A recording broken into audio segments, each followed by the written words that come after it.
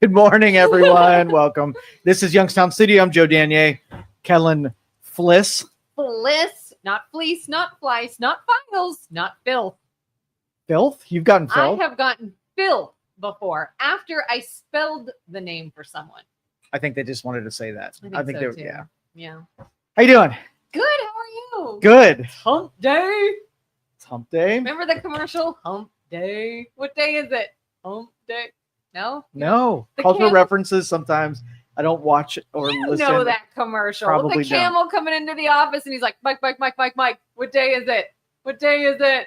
And then finally a coworker goes, it's hump day. Hump day, because he's a camel.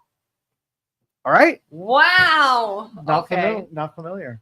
That's 330-595-1600 if you want to call us today, and I'll give you first strike on what you'd like to talk about. Let's make it different. Let's, I don't want to be in that same groove all the time. Well, there goes any ideas I had. You don't have to, but try. Make it different. So no politics. I didn't say no. Unpopular opinion. No, you're misreading. Just make it different. You're gonna have to start, Joe, because everything I think of now, I don't know if it's different. Okay. Yeah. So first topic, Met Gala. Do you dig that kind of cultural stuff? So I get into it a little bit just because of my other job where I'm on the radio and it's pop culture and it deals with celebrities. And so I'll use that as some content sometimes. Do I truly care? Not really, but I'll look at it. I've seen a little bit of it. Are you into the Met Gala? Not a chance. Not one iota. All right. So whenever you do, okay. So in technology and in vehicles, I love when concept cars come out and, futuristic looking things that aren't today. Yeah. And it allows sort of like the innovators in a space to be able to like assemble what they think is coming. Right. Mm-hmm. And so I have an appreciation for things that might not have a place in the market, but you can see what's going around in the eyes of the engineers. Behind it, kind of. Yeah. And it's outlandish and, it's never going to make its way in its current form and whatever. And I appreciate that. When it comes to crap in fashion, like crap, okay. like it is the junkiest statement originating, not even closely connected with any kind of actual fashion that somebody would ever wear. It's just pay attention to me. I'm going to do the craziest freaking thing that I can do so that everybody either hates it like crazy and talks about me or loves it like crazy and talks about me. It has nothing to do with anything that I saw snapshot wise that I hope anybody ever wears. Well, I mean, I agree to a point. Usually when I see like fashion shows, runway shows, I'm like, why would they create something that isn't actually ever going to go into stores? I don't understand the point. But the Met Gala specifically, I think, is meant to be costumes. It's not meant to be everyday fashion. So let's roll it back. What is the point? So I receive an invitation to the Met Gala. Yeah. And I've never heard of the Met Gala. And somebody has to tell me what the Met Gala even is. It's a celebration of... I think, and I could be wrong, I think the Met Gala is a celebration of art through costumes. So... like you would go to a museum and see paintings and sculptures. The Met and the Met Gala is celebrating costume tree. I might have made up that word.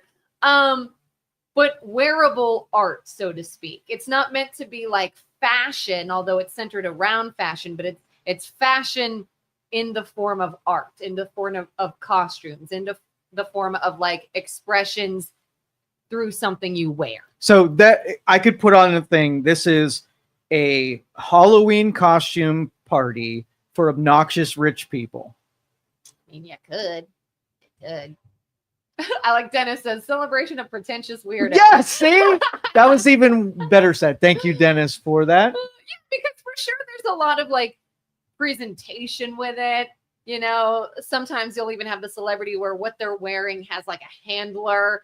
And it's the handler's job to sort of either fan it out or take off a certain piece. Like it's a presentation rather than just something they're wearing. You know, sometimes they can't even sit it in or anything. And yeah, it can seem really odd and dumb. Seem? Yeah. And what's interesting is I've heard some, but not as much. Like when Katy Perry and Gayle King and Lauren Sanchez all went to space, it was, oh my God, look at all the money we're spending on something when people can't afford eggs. Yet some of those same celebrities are now spending thousands, hundreds of thousands of dollars on a costume to wear. Now it's a fundraiser, I believe, but still, like, you see the hypocrisy there? Just No, none at all. Yeah, I'm like, yeah, I'm going to file this under the really dumb things that people do. And it's meant for common people to look up on that pedestal and just take our heroes and worship a little bit more. And not a fan. It's definitely in the column of things that if it had total erasure from culture, I think we'd be better off, and I would like it personally. do you like movies?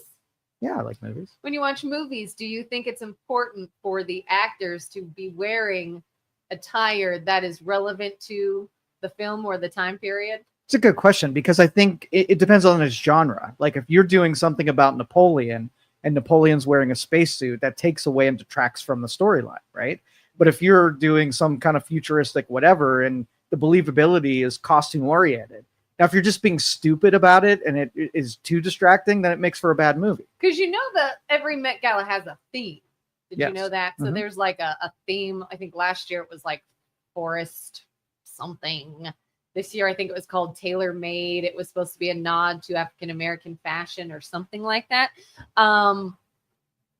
So I think much like in a movie you have costumes, that's kind of what this is. It's not a film, it's an event, it's an in-person event, but like you said, almost maybe like a costume party. Well, I think you're giving it too much credit, because if it were themed that, I would say the theme is more like a frat party, a toga party would be more analogous, because it's not about the costumes. Like when you go to a toga party, right, you're not celebrating the costumery, if that was that word. I mean, You're there to get drunk and party. I think too, it's become a who's considered an A-lister. Exactly. You know, not everybody gets invited to the Met Gala. Not everybody goes. So to me, I could see if I'm a celebrity, I'm an actress or a singer or a model or whatever, I would want to go and be at the Met Gala, because that shows people I am famous. There you go. You know, So we brass tacks it. It's a really dumb high society thing to rub in the faces of people who should be appalled by that kind of, lavish spending on something so dumb. I mean, appalled on something dumb. So appalled. Were you appalled about that space trip? The Blue Origin, whatever space, Katy Perry? I'm saying from the perspective of the normal person, they should be appalled when they sacrifice time to worship at the people who are wearing silly costumes. So you're saying it's not the celebrities, you're not appalled by them doing it, you're appalled by the people that like put them on a pedestal for doing it. Yeah, the hero worship part of it is, let go people have let's take the cameras away, not make it a thing, and it's just a place that people go to and nobody pays attention to them.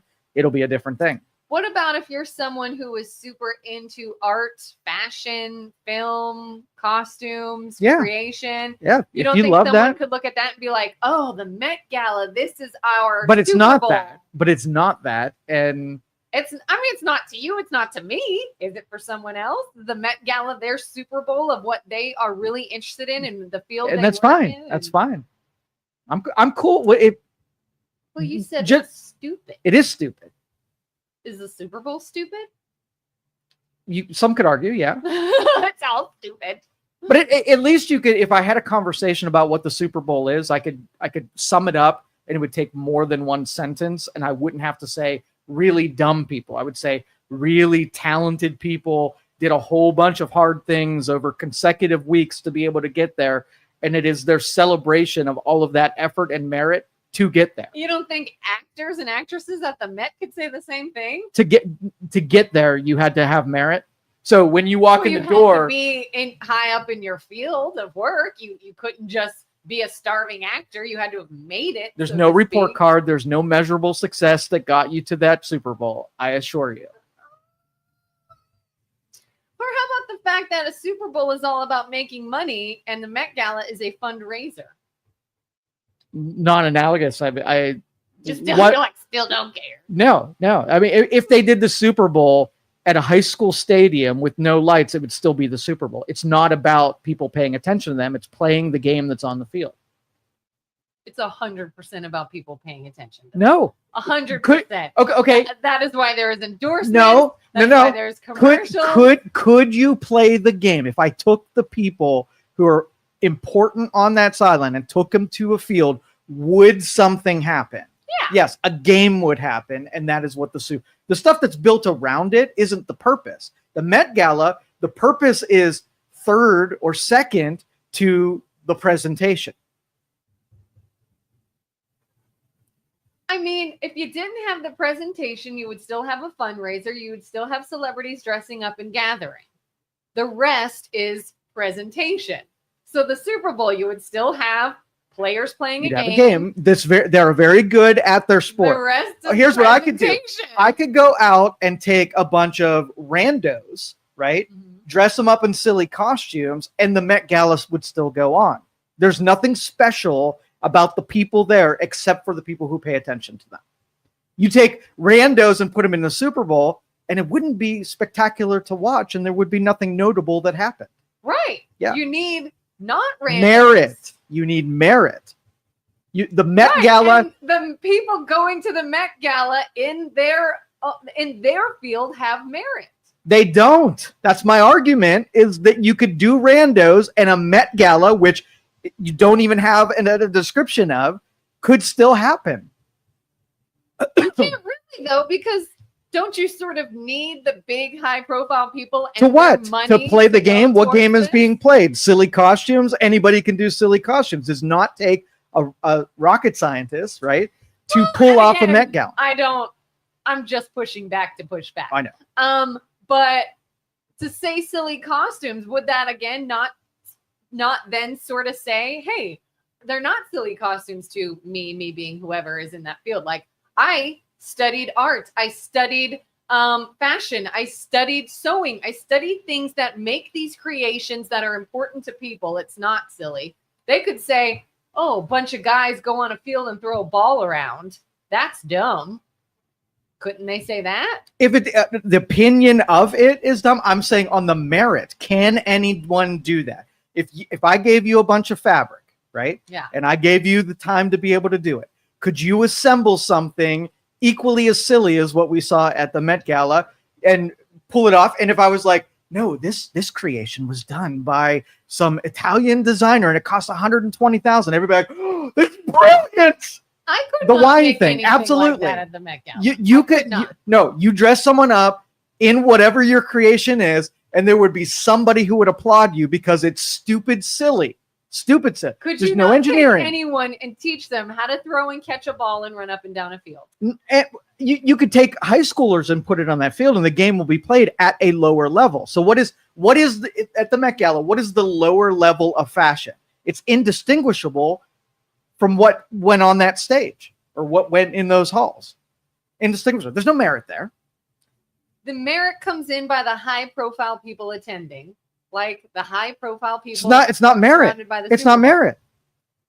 But it may not be merit, but it's the same thing. It is not the same thing. Totally different thing. No, totally different thing. I just proved it 3 different ways. Anybody could do it for the Met Gala. Anybody can do it for football. Not well. Barely do it. Barely anyone can do it. Barely anyone could or be willing to go through 17 weeks of combating against other teams to arrive at the pinnacle event of football. That's merit. I could show you a piece of paper. The pinnacle event of football. Yes. Or the pinnacle So event of a fashion costume event. If you told me that fashion designers for 17 weeks combated against other fashion designers and only the best went to the next level to get to the Met Gala, now you have an analogy between football and fashion. But to get there, they didn't have to accomplish anything except for okay. So I think fashion designers would disagree. That's fine. I am not one, so I don't know. That's fine, but there's no competitiveness. There's no. Haven't you ever seen Project Runway? Sure. That's all based around fashion competitive. Did any of those people, grind up and to be able to get into the Met? No, I've honestly never watched Project Runway. So anyway, it's not comparable. It is a waste of an evening if you watched it. If you enjoyed it, great, but it wasn't anything. If you enjoyed it, great. It wasn't a waste of an evening. Right. Just like if you enjoyed the Super Bowl, it's not wasting your time. It's something you enjoy. But it in of itself can't be described as celebrating anything. It wasn't the best designers on the planet who got to that level and that was their Super Bowl. It wasn't that. Dennis says, I bet there used to be Diddy parties after the Met Gala. Yep. Denise says, like the safety pin Versace dress that Liz Hurley wore. Oh, I didn't see that. Julie says, it's art, Joe. Does art have merit? They raised $31 million for the Met. That was my point. What's the Met? Isn't it a museum? The Met? Okay. It's a museum. Okay. An art museum. Is it so not? They raised money for the Met. Yeah, that's what I said. It's a fundraiser. It's a fundraiser highlighting the art form of fashion or costumes in order to raise money for the Met. Okay. Is that not what it is? Julie's on my side with this one, I think. So yes, art is important for the people who appreciate it. Yeah. Like football is important for the people who appreciate it. That's exactly right. So they're the same thing. They are not. Oh. Denise says, like Joe said about a fraternity-like event, I would like to know what those Met Gala attendees are doing once the cameras are turned off. That'd be interesting to follow them around and see what debauchery happens after an art show. Wait a minute. Debauchery? Debauchery. Do you honestly think football players and anyone associated with them are not going out to debauchery after a game? Heck yeah. So that's known. The same thing. The Met that wasn't part of my argument. Super Bowl it's not. It is not that world. It's the Super Bowl if you took merit and competition out of it. Yeah, Metropolitan Museum of Art. Yeah. Say that again. The what is not the what now? They would be equal if there was the Met is a Super Bowl without the competition and the merit. That's it. It's pretend, right? It's celebrating themselves for sure. It's spending money. It's having the debauchery. Just there's nobody got there because of something, right? That can be explained to you. People in the Super Bowl got there by something you can't explain. No, the football Super Bowl, I can explain to you how those people got there and why there's certain people that did not get there. Do you know who Demi Moore is? Yes. Do you know who Nicole Kidman is? Yes. Do you know who Sabrina Carpenter is? Yeah. Do you know who the Kardashians are? How do you know all that? Media, things they were doing, a level of success they have achieved in their craft. Sure. Do you know who Travis Kelce is? Yeah. How do you know that? He's a football player. Media, through a level. No, I watched the game. I knew Travis Kelce before the media propped up. You watched him play. A skilled person, a person that has a talent. Did you know Demi Moore from any movie or Nicole Kidman from any movie? For sure. So how is that different from I know this football player because I watch him play on TV, or I know this actress because I watch the movies they're in? All right. So, but would I invite a famous football player who sucks into the Super Bowl? I would not. They might be famous and they might be skilled, right? But that's the famousness did not get them invited. Look at Tom Brady. I hear on a regular basis that people either think he's awesome or a lot of people think he sucks. So, but he wasn't on the field. He was not on the field because he was famous. He was on the field because he was a great quarterback. So the people that say Tom Brady sucks and he's a cheater, Why would they think he's on the field? Well, because you're allowed to hate players. So there's a lot of players Like, that are you're absolutely allowed to hate celebrities and think they're terrible, but other people think they are good enough to put them where they are. Well, that's fine. I don't have nothing against. There's some achievement that happened there, but the Met is not the Super Bowl of achievement. It's a celebration and hero worship of famous people. That's it. Yeah, I can give you that. Okay. When I say it's the Super Bowl, I don't mean it's like what they are trying to achieve. Like maybe a better comparison for a Super Bowl would be like the Academy Awards or something like that. But it is still an event that highlights the celebrities, the players, the people involved in that field for a cause. Okay. In fact, it might even be above the Super Bowl because it's for a cause. Okay. The Super Bowl So is let's make money and make people famous. Here's what we'll do. We'll substitute out those people who you probably are worshiping too. So we got to remove your bias, and we're gonna have the viral video, whatever, Hawk Tua and Cash Me Outside and whatever. Everybody who's got 500 million views on it, and we're gonna celebrate what their achievement was, and you're gonna say that they achieved something, right? Which was the result of everybody knowing who they are. And I'm going to argue too with them that just because they gained popularity, they're really dumb, right? I only know them because of the viral video, and they shouldn't be there. They didn't achieve any real thing. Yeah. And I think in both cases, you have that. Are there people at the Met Gala that like Kim Kardashian, I'm sorry, became a celebrity by being a celebrity, by being around celebrities. Right. That's how she became one.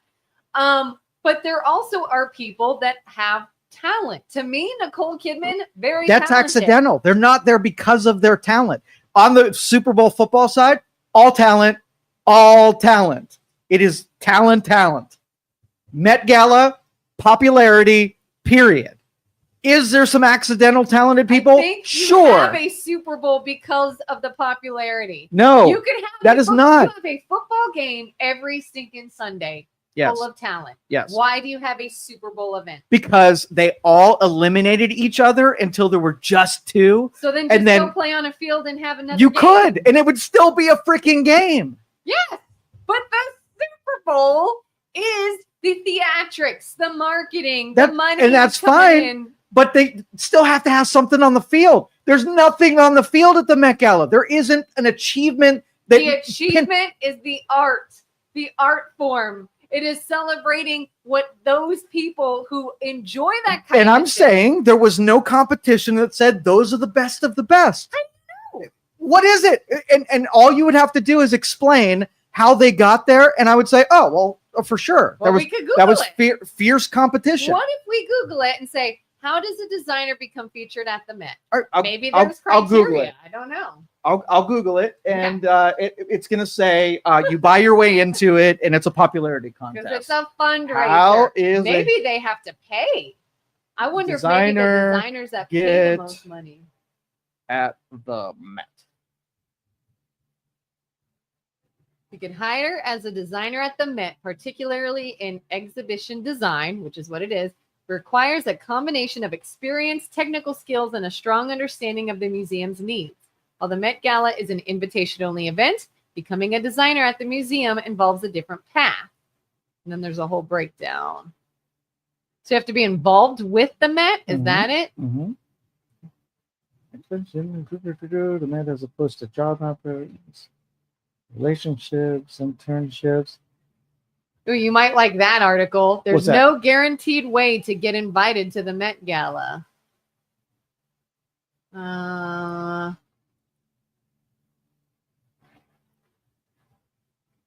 It is a fundraiser earning money for the museum's extensive fashion collection. Also become a cultural touch point, largely due to the influence of Anna Wintour. Yeah, she's kind of over it all. All right, so to make it a 1-for-1 with football, if I looked up football, how does one get to the Super Bowl? It would say 32 teams around the league all go all season long and compete. The ones with the best records get seeded.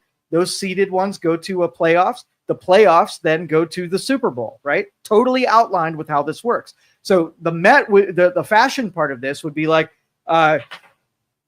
10,000 fashion designers enter projects, and they are eliminated by the most grueling critics of fashion design. Only one can survive. That would be how it would be outlined. We're comparing apples and oranges. I think we are. I think the Met Gala sounds more like it is business oriented. You're there because you're part of it. You're involved in the Met, so you then show your things at the Met. Yeah, it's a fundraiser for an organization, so everybody involved in the organization does it. You know, if there's an Easter sales fundraiser, everybody who helps with Easter sales comes to the fundraiser. There you go. What? You look a little deflated. No, I'm just saying the Super Bowl is a bad example. That's okay. But it ferreted out the details of why my hatred for stuff like this. It's stupid. It's just my opinion. Different. My opinion. It's stupid. You know what would be cool if you used all of that star power to tackle something that was meaningful. And well, here's the thing. Yeah. How do you know? I feel like there's a lot of other meaningful things that their celebrity and their money go towards throughout the year. Why can't they just have a night to get dressed up and celebrate the art form of dressing up? Like, I love Halloween. I love dressing up for Halloween. Is it dumb to just do something I enjoy doing because it's not more meaningful? No, that's just being a regular human being. It would be dumb if I followed you around and made a big deal that you dressed up like a pumpkin for a Halloween party. Okay, that'd be freaking dumb. Your point is not them and what they're doing. It's anybody who worships what they're doing. Absolutely. Julie says, "Is art to you only the Mona Lisa, not Picasso?" Dennis says, "If that's the achievement, they failed." I don't remember what he means. Okay, well, I'll just extrapolate and I'll roll that back into if it was a competition, if it was supposed to be the best of the best, then what they presented wasn't exactly the best. So can you look at a painting and appreciate Picasso's work, Da Vinci's work, Michelangelo's? So work, I am a big fan of our museum down here. I think has great collections. But I think art has been really bastardized, and it's really taken the expressive genius out of art. Like if you tape a banana on the wall. I saw this meme the other day. Some dude was admiring the art, and he left his his glasses down on the ground, and they had photographers thinking that was the expression, and they made a big deal about the glasses. And I'm thinking, exactly. Like this was the laziest, non-genius expression of artwork that I've ever seen. It should be hard to do art. It should take time and contemplation. Like if Hunter Biden can sell artwork for $100,000, right? Then artwork is freaking dead, because that artwork didn't sell because an objective appreciation for some kind of achievement. It was who he was, right? And there was a buyer that was willing to pay him for the garbage that he put out. So it should take time and consideration. You know the song "I Will Always Love You"? Yeah. Isn't it a fact that Dolly Parton wrote that in a matter of minutes? Sure. Did that take a lot of time? No, I'm going to say the lyrics were awful, but the presentation, her craft, and being good at it took a long time to achieve. Lyrics were awful? Yeah. They were simple. So you ever see the artwork that they spin and then they take the paint cans off and it, and you watch it and you're like, this one sold for whatever. Yeah. You had literally probably 45 seconds of design time. You have the rig that you had to hit up and a spinny thing, maybe a couple hours. And then so when you divide it and say, why did a friend of mine spend a month painting a realistic version of a horse on a prairie with a landscape that took a month, and she sold it for $600? And this stupid painting that just was spinny paint splatters sold for $100,000. I would much rather give the talented person the money than the person that's making a spectacle of themselves. So if it's abstract and it doesn't look like a real thing, it's not good? Well, if there's storyline and there's mental energy put into it, and there's a whole theme about it. Yeah. But if I'm like, take a thing at the wall, throw a balloon full of red paint on it and say, look at my expression. What's its meaning? well, that is ketchup on a wall, and it means all of the rage that I have inside. I called mailed it in. Toddler. Yes, that was, and that's what I'm saying. Like the bastardization and taking the intelligence out of art is where they lose it for me. But if you walk down and look at the Impressionist wing, or the period pieces, or when it's an actual museum and celebration of talent, I'm all for it. When it's lazy shit, it's not. So what not about for me. the art gala costumes that take months to plan out and create and if they did a sew documentary on the origination of those costumes and what thought went into them, that would be worth watching, because that would be celebrating merit. Oh, so I mean, okay, so if you took the exact same pieces that you see on the floor of the Met Gala, and instead of watching the celebrities just parade around in them, they say, now here's what went into this. Here's the insight. Here's the drawing. Exactly, because that would be the merit. Materials. It would be then you could say the Met Gala is a celebration of the fashion, right? Yeah. Because when the cameras went on, what's the first thing that came out of your mouth is talking about who made it, where it came from, what thought went into it, how hard it was, the story behind it, and then people would be inspired by the fashion, not the person wearing the fashion.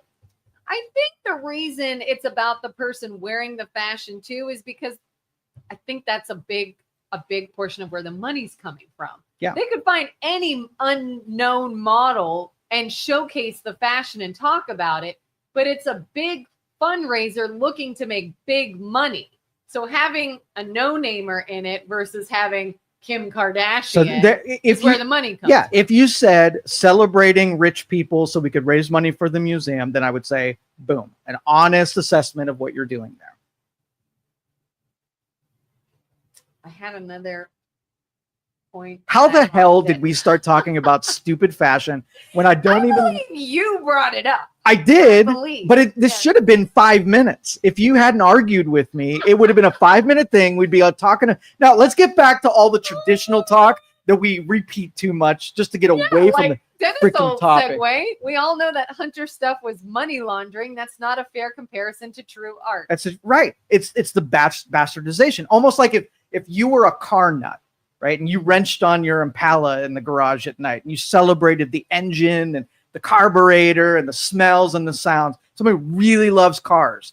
And you went to a car show and everybody there was just all like Lamborghinis, and the people that operated it knew it, didn't know anything about cars whatsoever. Like, this is just a bunch of faker rich people who are using cars to leverage an event. This isn't for me. I want the wrenchers there. Let's say you go and you see an art piece that looks like splattered painting on canvas. And you're like, that's lame, that's dumb. Then the artist comes out and says, interesting. Well, let me tell you, do you see this shade of yellow? Yes, that's actually not yellow. That's actually a creation of this much brown and this much whatever. And I created a shade that has actually never been used before in an art piece because I found the exact measurement of those two colors combined. The reason it's in a splatter here is because that's actually a geometrical design that explains the universe's blah, blah, blah. And they went on this whole long thing. Then say, I appreciate that. That's art. Interest piqued. I would be interested and I would give them their credit. So how do you know that's not the case when I don't know. A piece and you say, that's stupid, it's just splattered on there? You can tell. Okay. You can tell. You can tell. The average person can tell. Yeah. Artwork is a factory. Like the Taekwondo example we had where, Taekwondo is an achievement thing where you go up through your ranks, and then the places that do Taekwondo are like, hey, these guys are willing to pay $120 for a freaking belt. So your little kid has no use of their arms and they're not nimble and they don't know any of the maneuvers. They walk them up to the thing and say, all right, just touch it, buddy. And they give them a belt, right? That's the bastardization where the belt has been devalued because there's not merit built into it. Have you ever seen the movie The Devil Wears Prada? I started that one, yeah. Did you see the scene? I think it's in the beginning. Anne Hathaway's character gets hired, and she's working for Meredith. I can't. The bitch lady. Yeah. And she's like, "What's the big deal? It's just a blue sweater." And she's like, "Interesting. You think this is just a blue sweater?" Because what it actually is, and she goes into this whole long thing about the color and how it was marketed, and you think this is stupid, yet here you are wearing it. And it's this whole explanation. You're like, oh, a lot more went into. Yeah, and experts and people who are in the craft and good at it, appreciation. My point is to stand back and say something is stupid when you have not immersed yourself into the reason behind it and the craft itself. How can you really say that? You can't. And if I went scientifically, and if you were sure that everything represented there was the genius of the industry and said, go ahead and test it. If I walk through and found that it is a celebration of people who are at the top of their game and they deserve all the credit that this is bringing to them, or B, that these are just rich people who mailed it in to be part of this thing. How certain would you be that I would find A and not B? At the Met Gala? Yeah. I would say it's probably rich people celebrating. Okay, stuff, all right. But I've never been there, and I don't. And that's why I'm saying I don't know that for a fact, and I would, if I cared enough, I'd be willing to test it. But I'm fairly certain that this wasn't the celebration, because the template is unmistakable, right? Because it's a provable, objective thing. If you have the metrics, it means I wanted to prove that I was good. So if you're a good student, then you show me your GPA. You show me the tests that you've taken. You show me the courses that you've taken. I can take the whole ride through. Artistic expression, somebody can sit down and say, do I really have to do the work, or can I really pose and pretend to have done the work? And could somebody ever just be able to make a distinction between the two? We use the wine example. So if I had $1,000 glass of wine and a $50 glass of wine. Have you ever seen these done? Yeah, I've heard that it's just marketing. And they switched the freaking labels on it. Would the people who are drinking the wine be able to tell which they're taking? So if I made the suggestion, this is $1,000, it could be Boone's Farms, and you drink it, and you say, the earthy tones, I taste them for real, right? Yeah. The artistic expression can be faked. And if it can be faked and it's not objective, you can't give me metrics on it. And now it's not good. It's just an opinion of being good. But how do you know in your example that if you want to see if someone's intelligent, you test them and you look at their scores? Yes. Are there not intelligent people that are just bad test takers? Sure. So they get a low score. They're not intelligent. You could have an objective measure, not a testing measure. Yeah. You could just take an industry and say, okay, you're a vocalist, right? Mm-hmm. And it's a subjective thing depending on who you're in front of. So let's make a test to see if you're a good vocalist. I could say things like, well, maybe you're not good on stage performances, but in a studio you are. So you eliminate the things that remove the variables out of it. Yeah. And we're like, okay, I have a measure that can take your octaves, and I say, hit a C, and I take the C, and I grade you based on if you hit a C correctly. That's an objective measure on if you're talented. If you can get 10 people to say that something was good, that's not an objective measure of merit. Yeah, I mean, there's been actors that I've seen in movies that got all kind of attention, and oh, look at this great actor, and I was like, I didn't think they were very good. Right. So in art, there can be an objective measure of merit. And do we celebrate the ones that put time in on it and have actual talent and, have storylines and concoct your yellow that's never been created? I'm sure of it. And do we have a lot of things that are not that? Hunter Biden and the, money laundering scheme that he had going. Yeah. And I think this sort of speaks to a big point that we talk about and even experience a lot, is this idea of judging something having never actually been in that place. I feel like people will take snippets of what we say and think they know all kinds of stuff about us. And they're wrong. They saw a snippet. They saw one thing. They've never been in our shoes. They don't know what we've experienced. They didn't even see the whole thing that we were presenting. I think we do that a lot with a lot of things. Whereas we'll see celebrity coverage of a Met Gala event or a Super Bowl event or whatever, and all of a sudden we know all we need to know about it to form an opinion, when really we don't. And we always do this. We have so many opinions, we meaning human beings in general, about things that we truly know very little about. Which is why it's so funny to me when you see relationships break up over politics, family members, friends that go their separate ways because of who one of them voted for. And to someone's point, they could maybe say, oh, well, I'm not just disagreeing with you because you voted for this person. That, to me, you voting for this person tells me what I need to know about how you feel.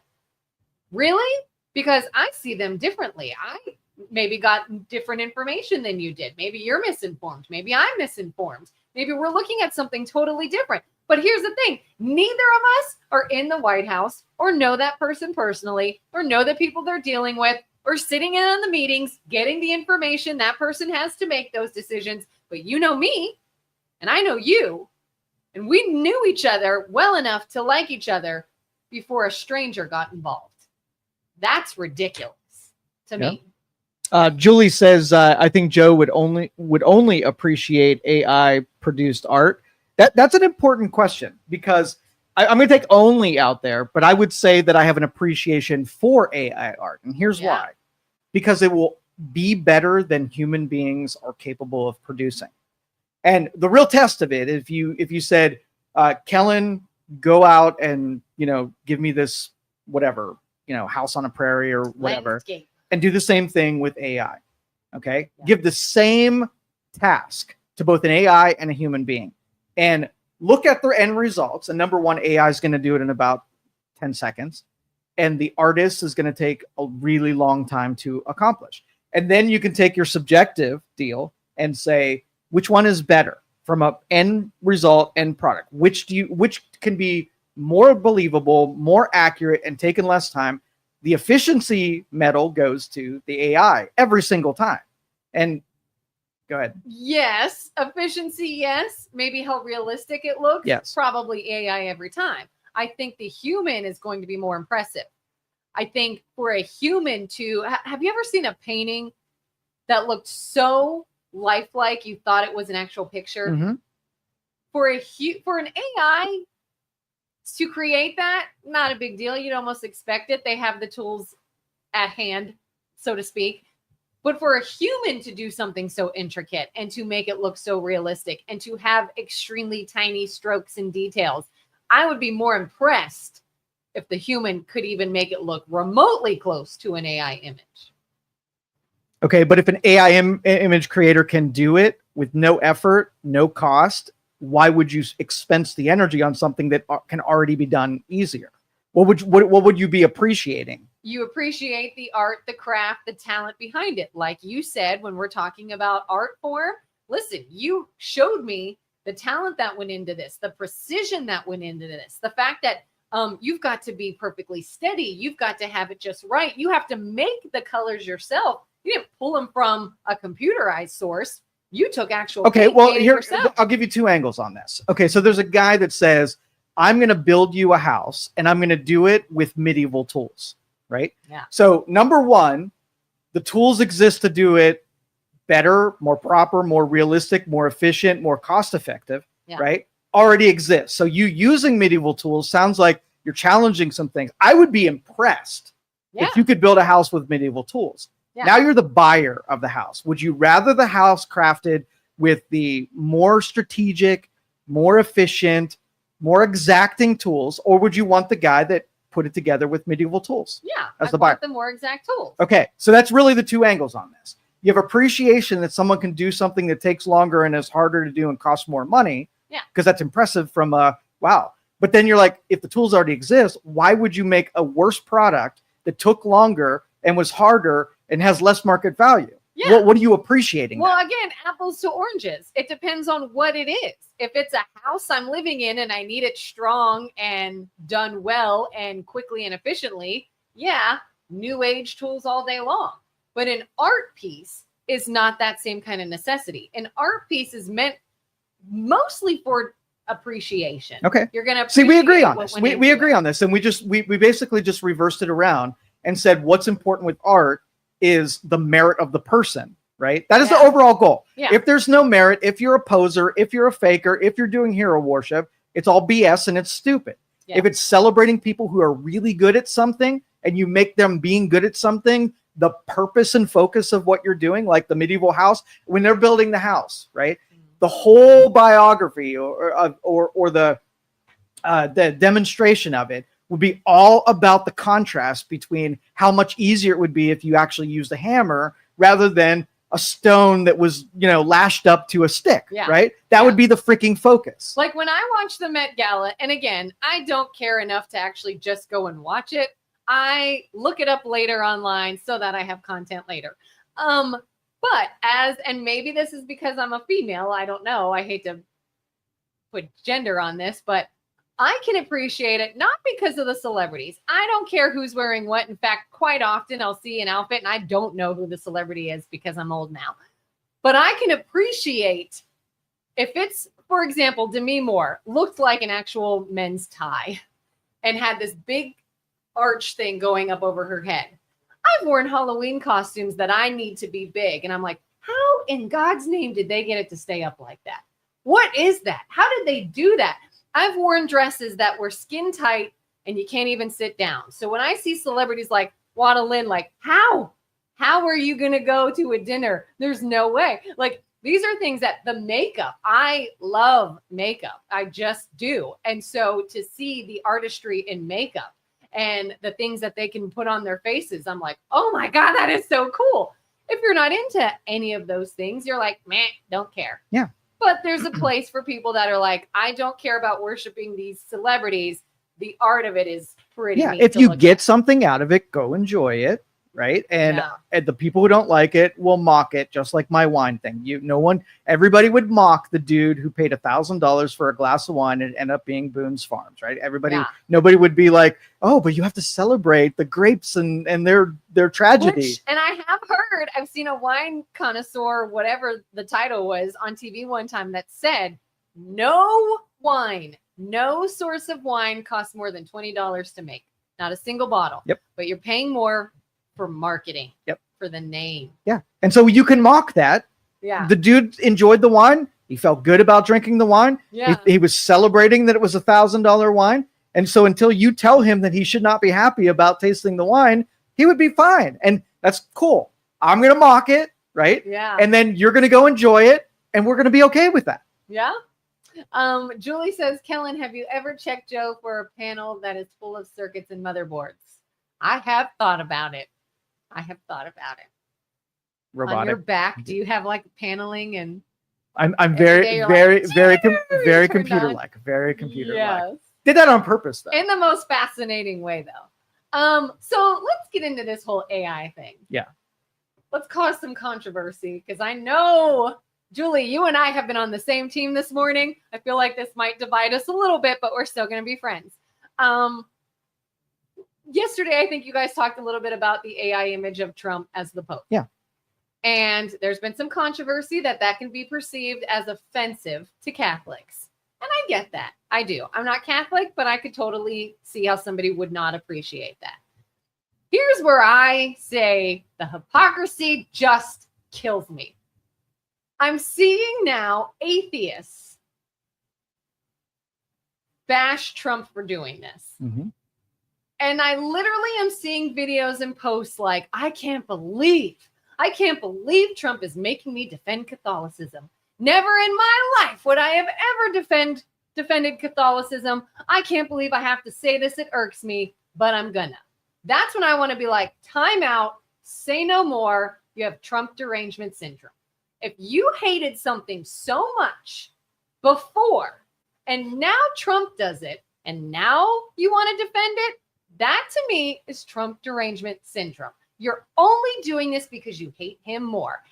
And have you seen other of the exact same images? I just saw someone who happens to be a fairly outspoken liberal share the exact same Pope AI image, but it was a football coach. That's not offensive. It's not offensive to put the exact same Pope costume and take the exact same image and put it on someone else, but it is offensive to put it on Trump. The hypocrisy is killing me.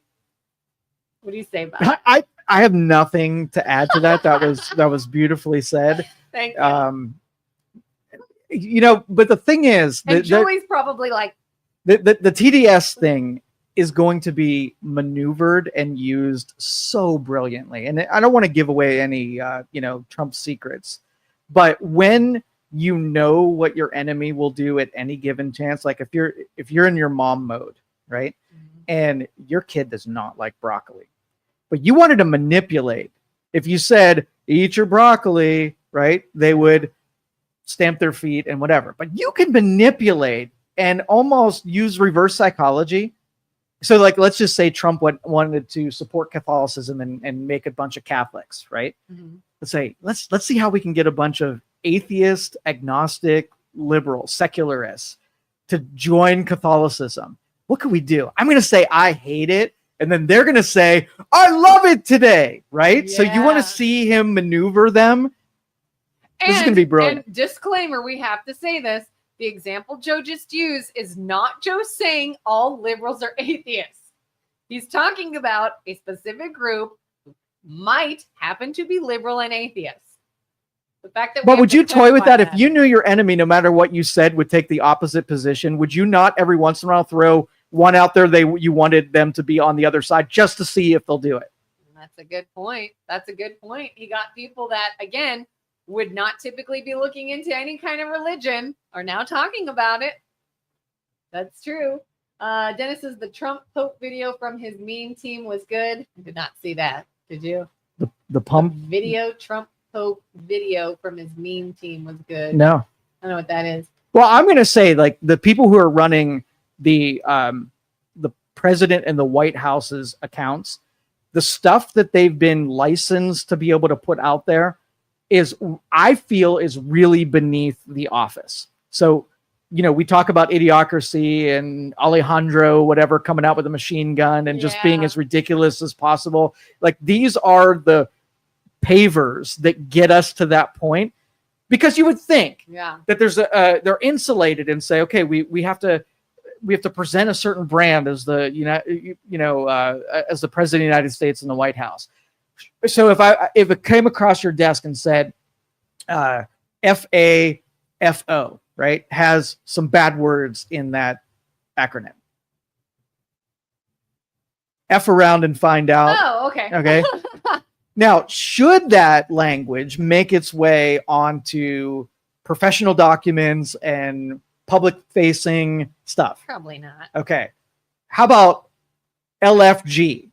Let's effing go, right? Yeah. Should that kind of language make its way to official presidential Probably whatever? not. Okay. I agree with this, and it did, and it is doing. So you have expectations that certain websites and groups can take some liberties with being offensive and whatever. Yeah. But now our entire executive branch is trolling meme ships and foul language, right? If that doesn't encapsulate where we're headed in the civilizational decline, civilizational, is that a word? Yeah. Civilization's decline. Yeah. That's a big example. I think what it feels like to me when I see things like that is on actual White House content, I feel like they are very much trying to appeal to a younger generation. We hear a lot about how some conservatives think that college is a waste of money, college is a scam, college pushes their ideology onto young people, and now we have all these young people that have this certain narrative that is very hard to break.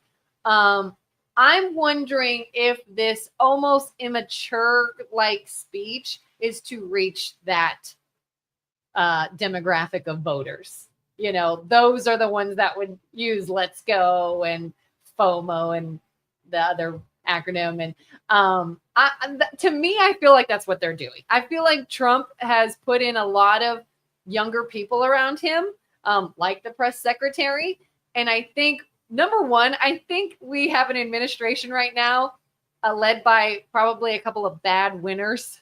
Like there are sore losers and there are bad winners. And I think they're being a little bit of a bad winner. I can't blame them. I get it. But once that seal is broken, like it is broken forever.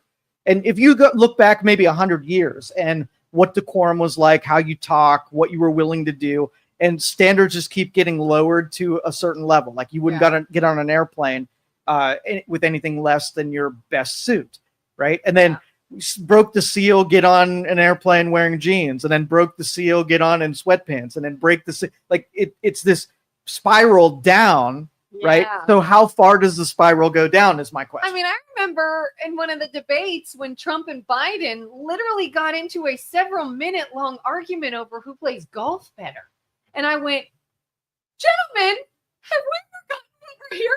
Like, oh my God. Like, where's the grown-up in the room? So yeah, it's not just one side. I think both sides do this. But yeah, part of it, I think, is just this relaxed atmosphere now that it's like throw everything to the wind as far as decorum goes. And I think part of it too is. But isn't that important? Traditionalism and conservative values, will the demand for that go up as it's reduced so it's not even recognizable?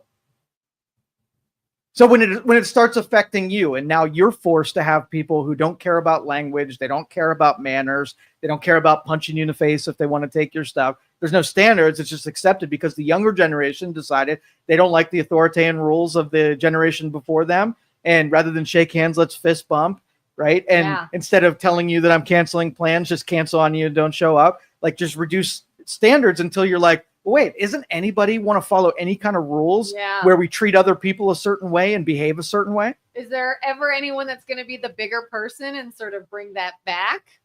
I mean, if it gets them nowhere, is that an uphill battle, I wonder, for them? To be like, I am going to have decorum. I am going to be the bigger person. I am going to hold my head high and do what is right, regardless of anything else.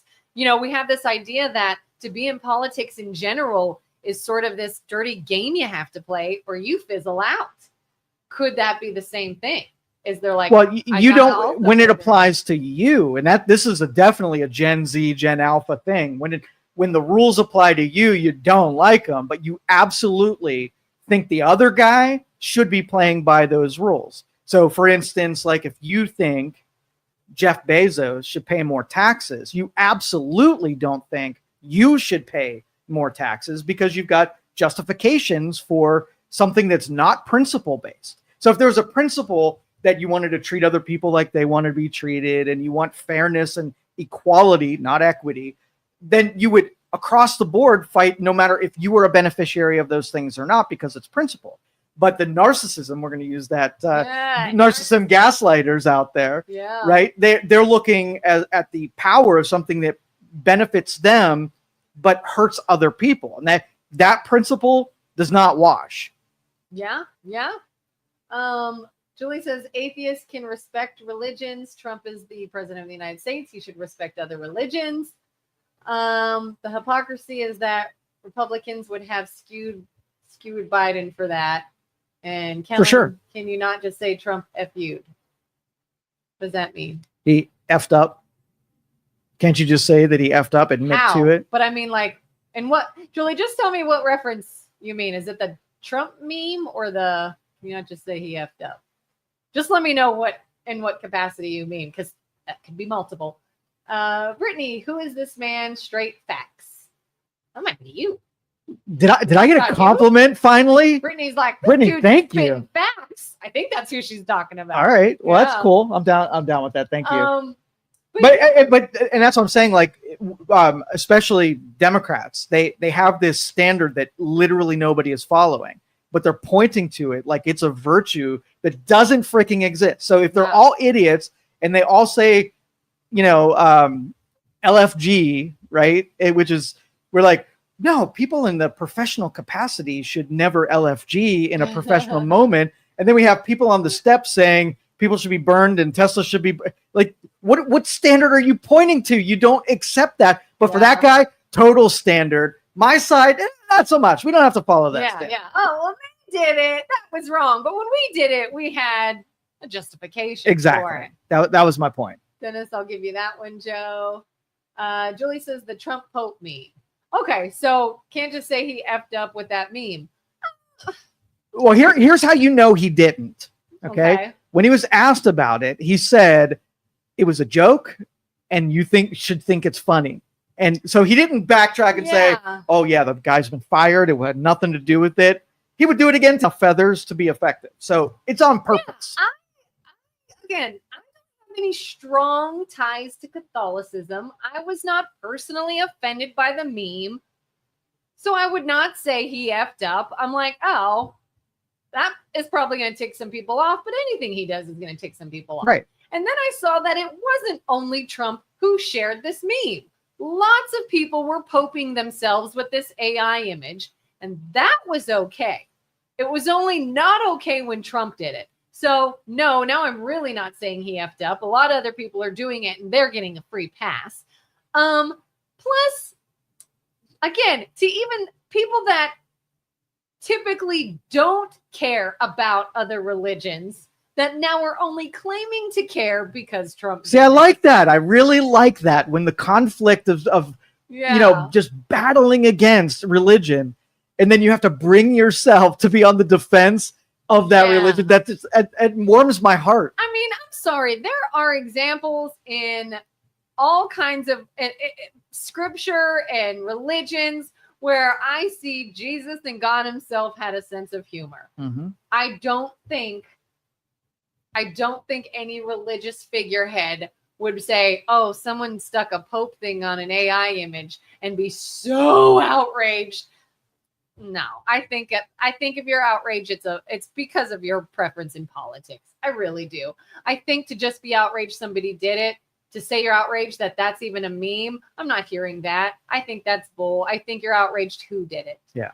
All right, I'm switching topics on you because this is an important day, and I don't know if you know what's coming down today, but I have lots of hope.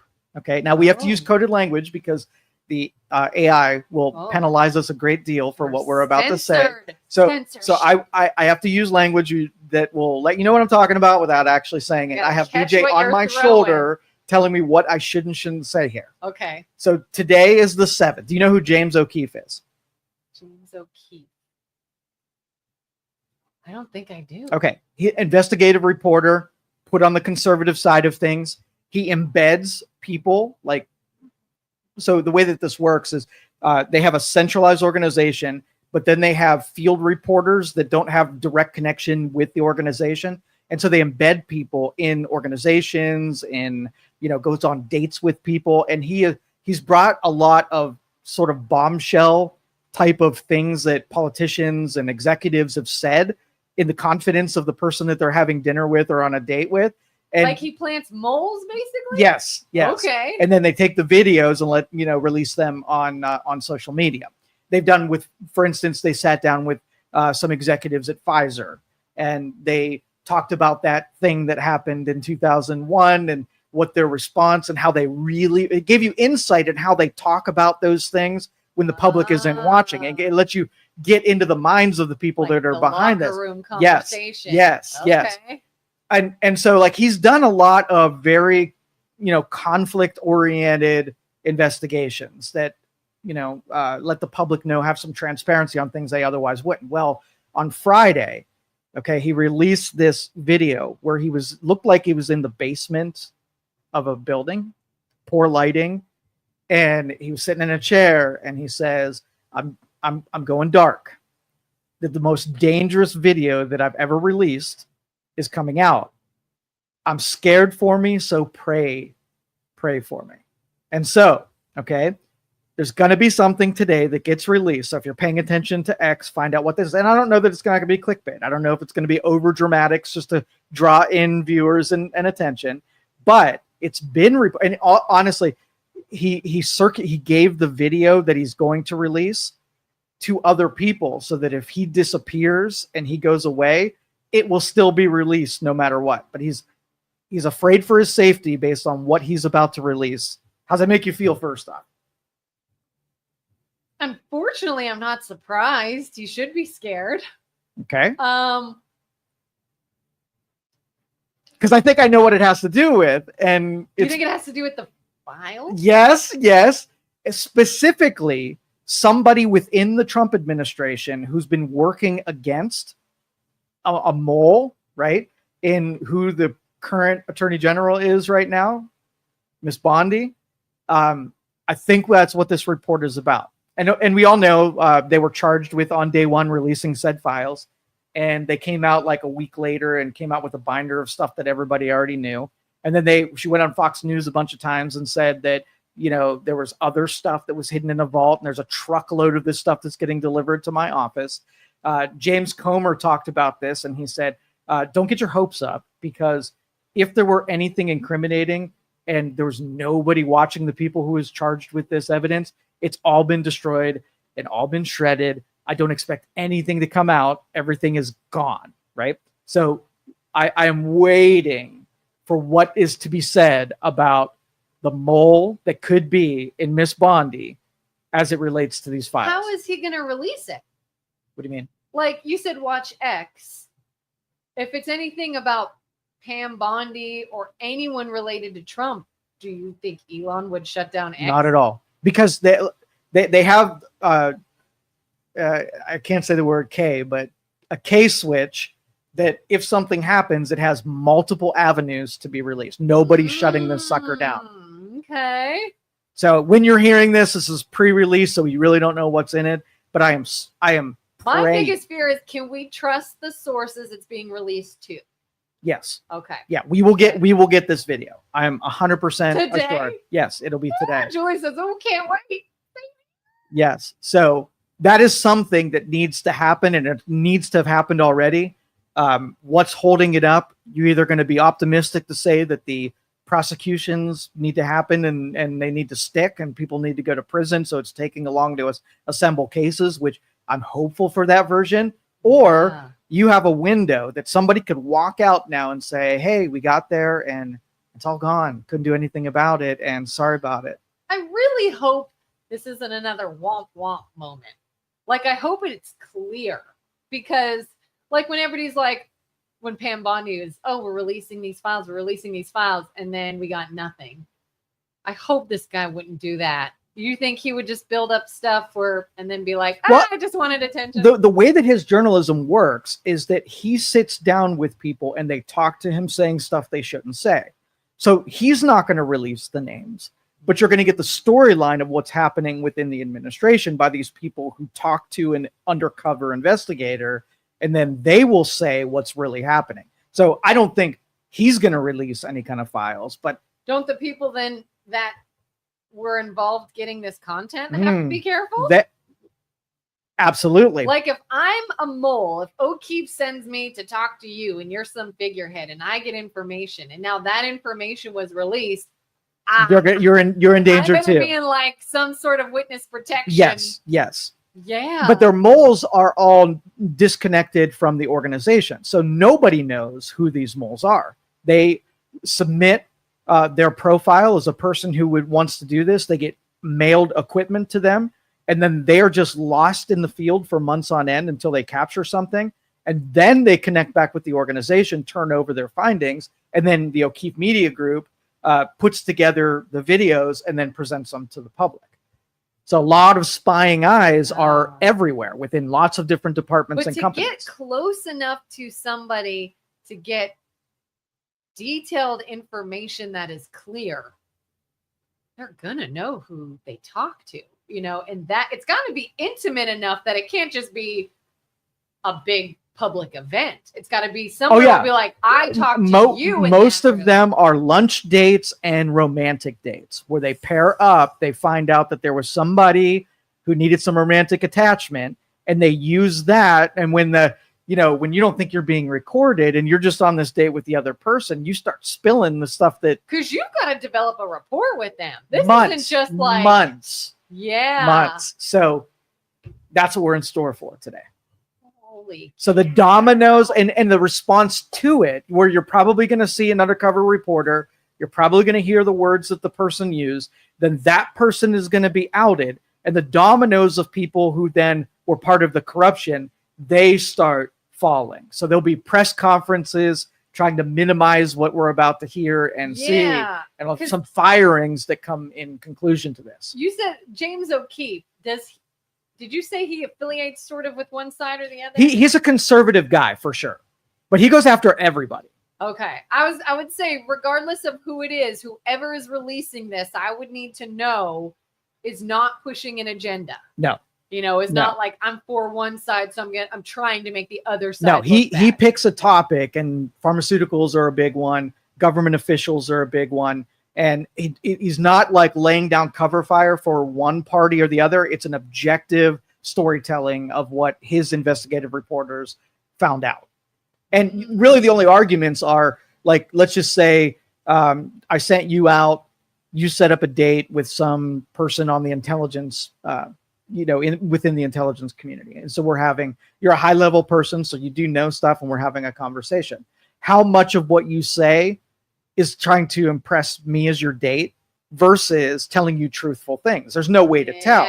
You can make up a bunch of stuff to make it dramatic, like I'm a spy and that kind of stuff. Oh God, yeah. I mean, living in a military town for so long, I have seen firsthand the verbal vomit that will come out of soldiers' mouths to look impressive. Again, when it's for like, a date, I know for sure. I like, everybody does that, or everybody, like, I know what you're talking about, and you're trying to be impressive right now, and it's not. So yes, would a high power person be on a date? So really the only thing you're going to garner is how people who are inside those communities talk, how they communicate. You can't really say because they said it's a truthful thing, but you can see how they're talking about it. Like one of the Pfizer guys, was talking about how there's a lot of their development and what they've exposed people to that was on purpose. And, it might not have been on purpose, but the way that he talked about it, there was such a flagrant disregard for ethics when it comes to, chemically doing stuff to other people.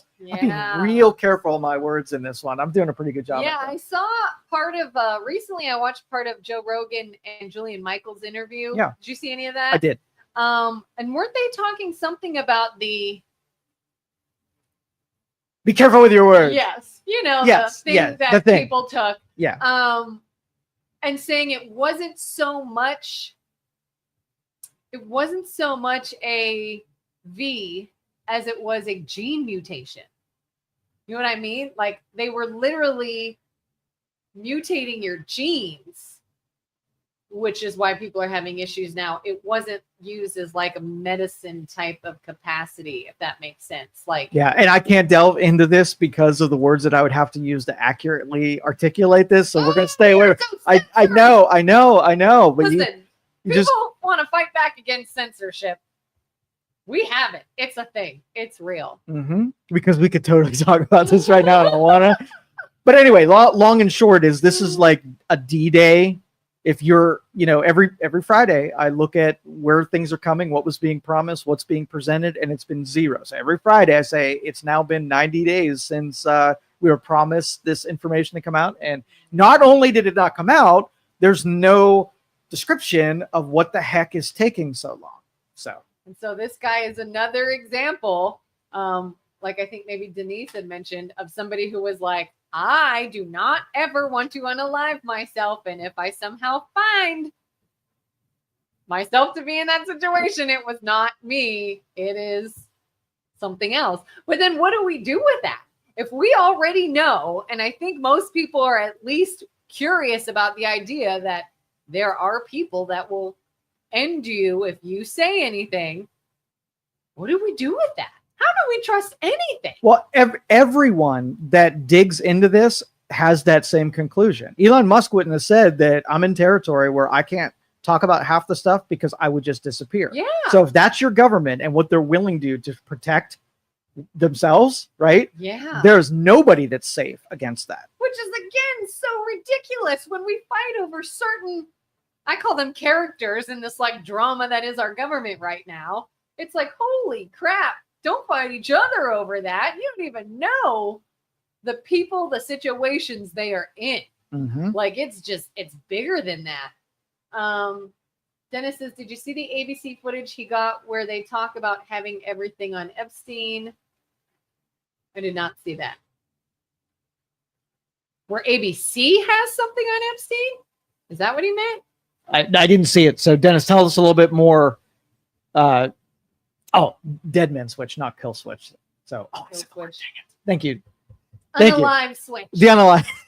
Unalive switch. Edit that, BJ. Get rid of that word. Maybe people are already gone, like Virginia would have spilled to him. So, and interestingly, like the one person that I already expected to have departed this place would be Maxwell, Ghislaine Maxwell. Yeah. Still in prison. That's shocking. Okay.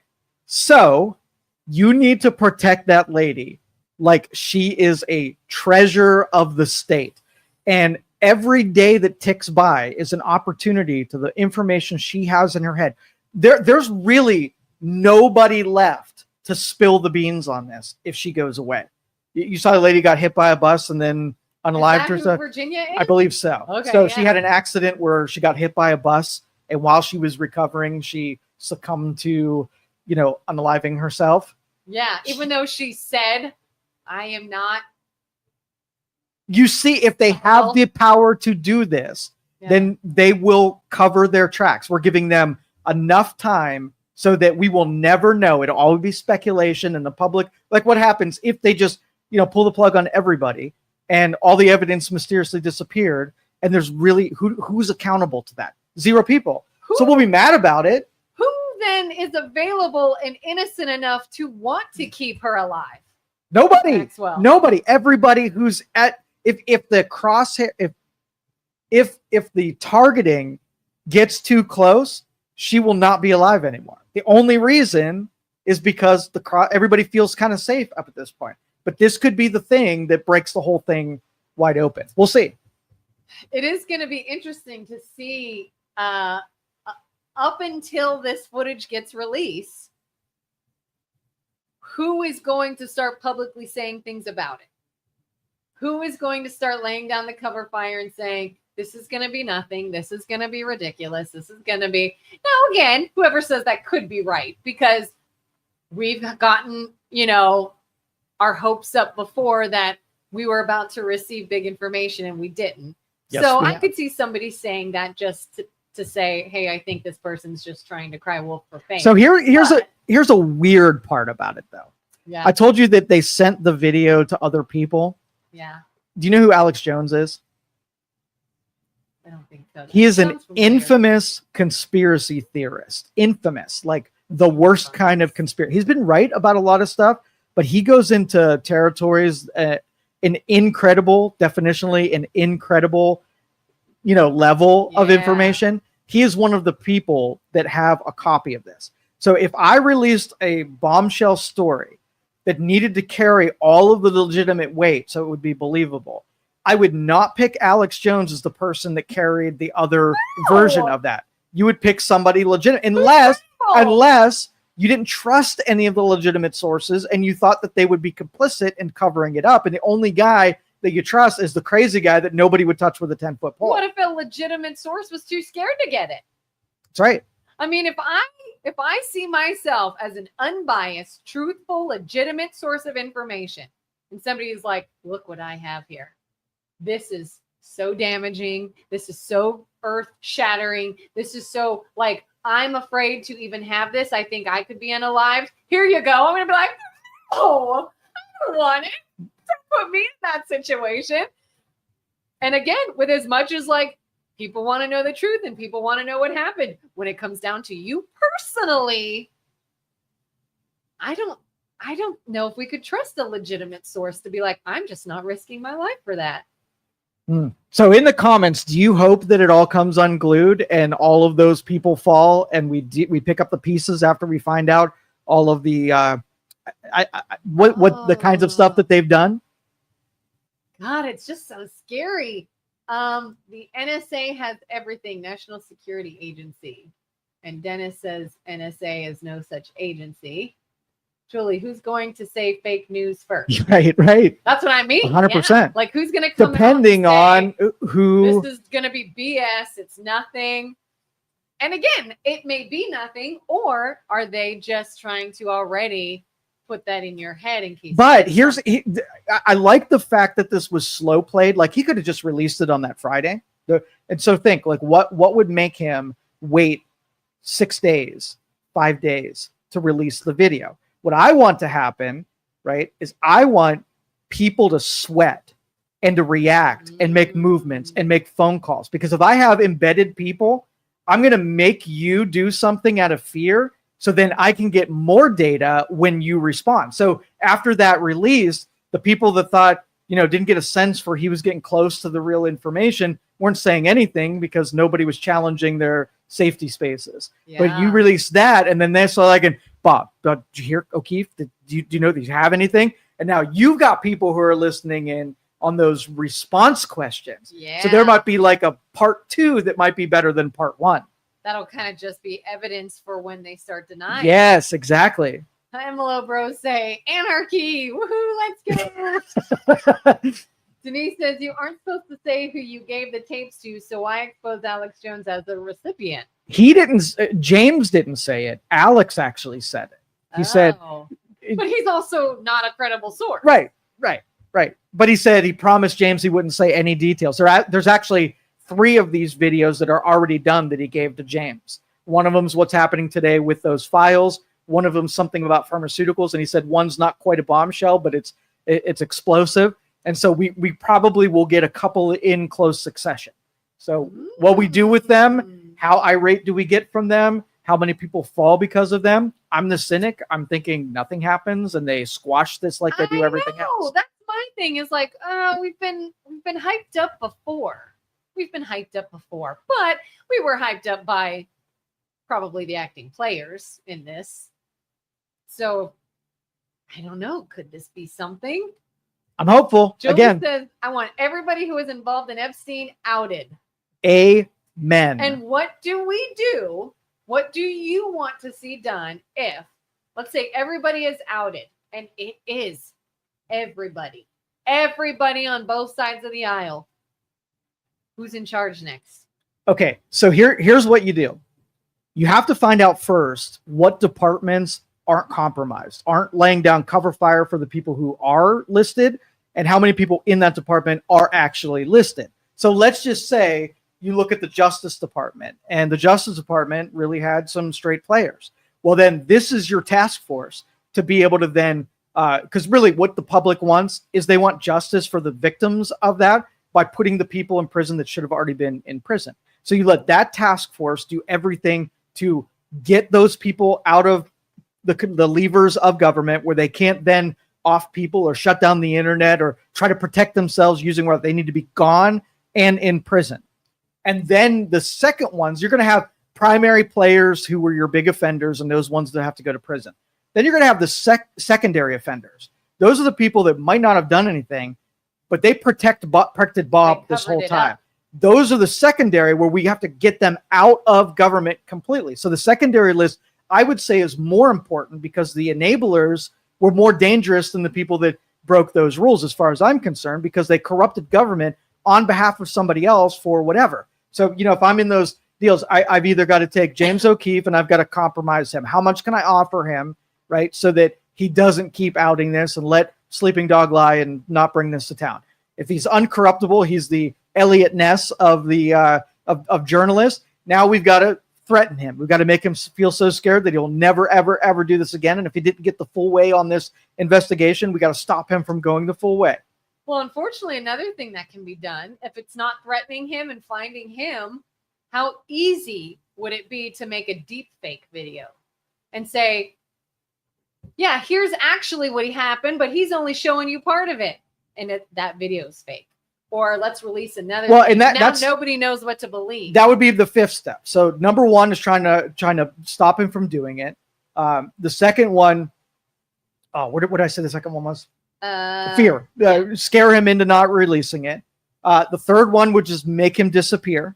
The fourth one would be to undermine his credibility and hit this with it's a fake and whatever. So undermining what the story is. Yeah. And then the fifth one would be, the nuclear bomb of all is total censorship of it. Pull the plug on the internet, make all of our utilities go out under the guise of something else to protect those people. Man, I feel like they don't even need to do all of that. I think it would be so easy to confuse us by just throwing out other information. Making deep fakes would be very easy and quick. Sharing false information that looks like it's credible. So then now we don't know who to trust. I think manipulating the people 100% would be easiest, fastest, while they maybe work on all the other stuff. They could do it. They've got Yeah. lots of tools in their tool belt. Dude is the only guy on Earth that predicted 9/11, but gets called an unreliable source. Well, here's the thing. Alex Jones, and I said he gets a lot of stuff right because what he does, he has a curiosity about information, and basically he will take it as far as he can take it. So if he gets sourced a story and he gets interested in it and he digs through it, he gives it just as much credibility because everybody already thinks he's a kook.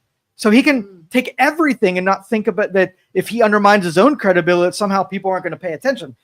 That ship has sailed already with him. So he gets peppered with stuff that isn't right. And it sort of like make people think like he said something's making the frogs gay, right? Oh, that sounds familiar.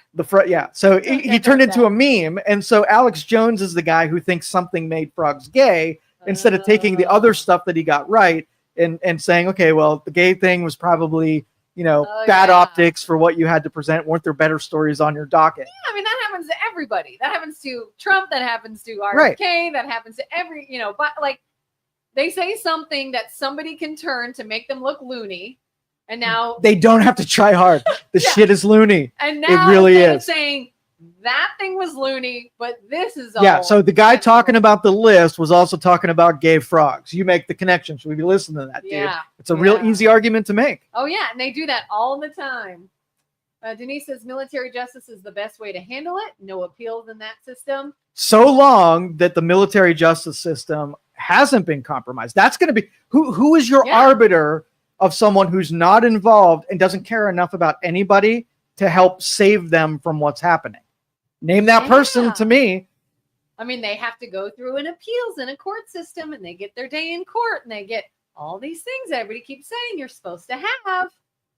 How? Mm-hmm. How is that even possible? Yeah, you don't want someone who's friendly to the people on the list. You got to find somebody who's neutral, but that person's going to be hard to find. And you don't want the person that's just gunning for certain people and will use this as just a way to injure one side and not the other. So it's not an easy spot. All the time in high profile cases, jurors are threatened. How are you going to even have that done? I can't even imagine. Julie says, you're right, Kelin. The public is obviously easy to manipulate. Yeah. For sure. I could see this going nowhere simply because people don't know what to do with it. People don't know what to believe. If they released a bunch of deep fakes of other stuff, because I can't guarantee that the public is not gunning for certain people. If you're on the left, you really want people on the right to be on this list. Vice versa. If you're on the right, you really want people on the left to be on this list. Knowing that, how easy would it be for both sides to release information that all that does then is keep making us fight, and this just goes away? Okay, and I have no insight into this, but guess what? They're both on the list. They're both.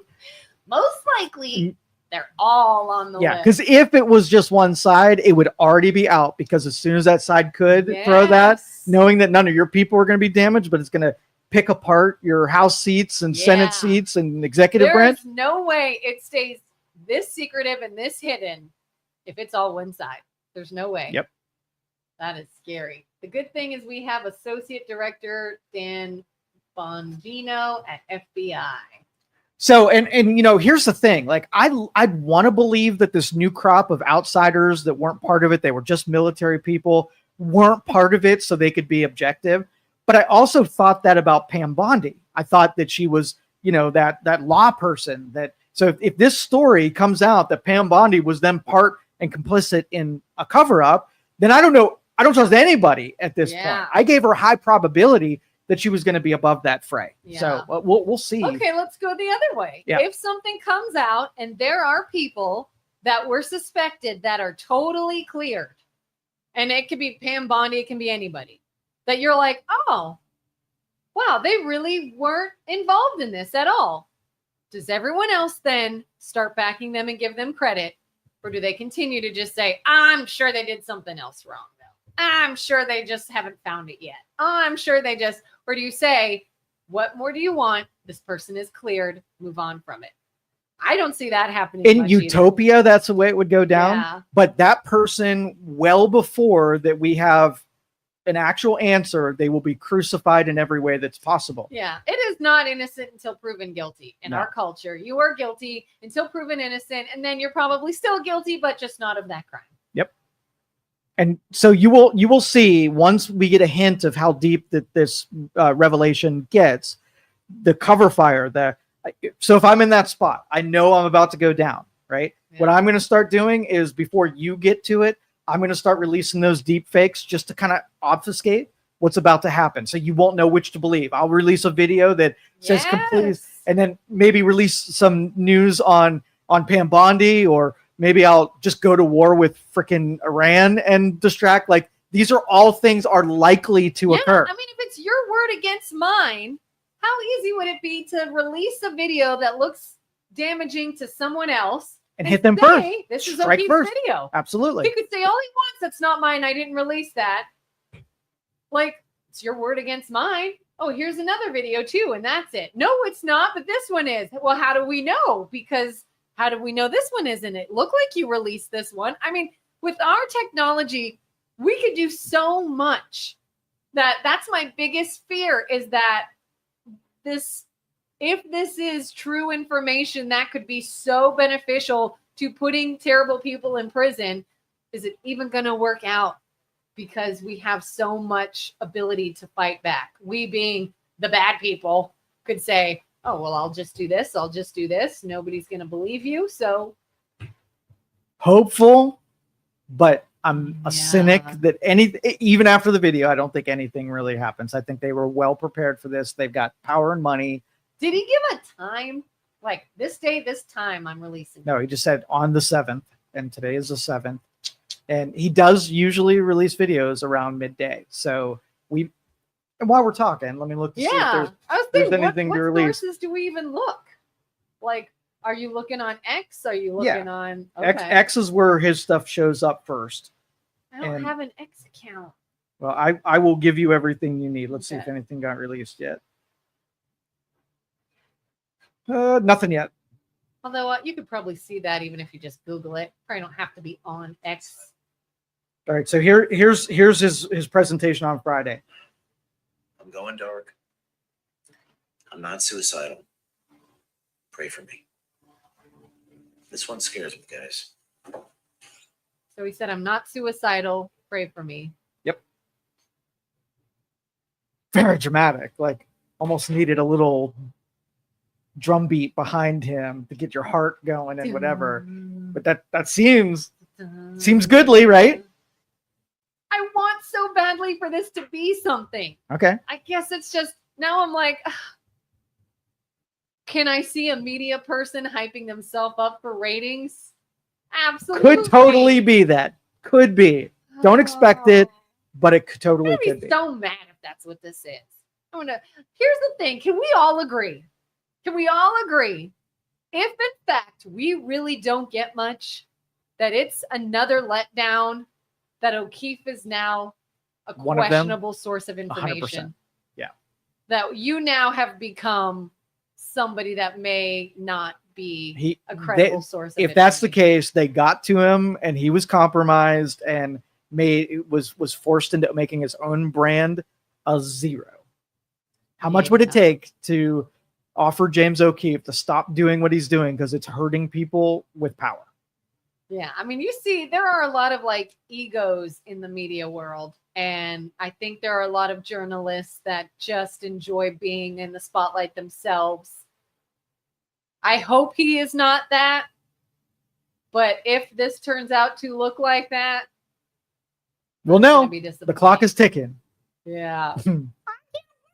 All right, change the subject because we got through that without using any of the condemning words. So what else is on your brain? Okay, let's see. We talked about the AI. We talked about art and Met Gala. We talked about Joe's possibly a robot in real life. Speaking of that, I saw a clip from another movie recently. I don't know what it was. It's something I've never heard of.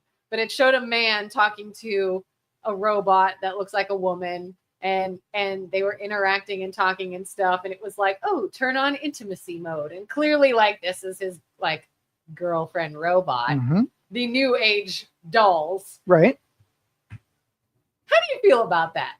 Oh, it's going to happen, and real relationships will never be as good as what can be simulated for you. So yeah, it's going to win. Real relationships Yeah. will never be as good. Yeah, as almost a like the fake art. relationship with a robot.